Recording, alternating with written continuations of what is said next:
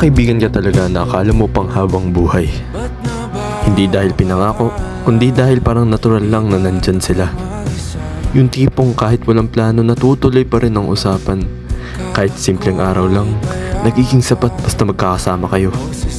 Parang hindi mo na kailangang isipin kung kailan kayo magkikita. Kasi dati, kusa lang nangyayari.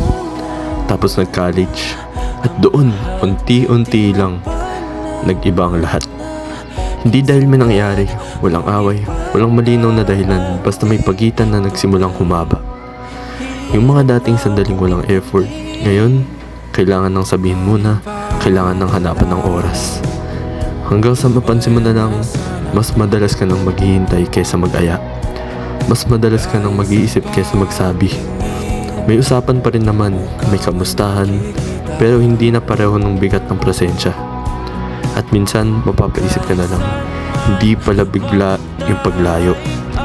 Parang napansin mo na lang na hindi na pala sabay yung mga hakbang nyo. Hindi naman nawala, hindi rin naman nanatili sa dati. Nandyan pa rin, pero hindi na sa parehong lapit. At siguro ganun talaga.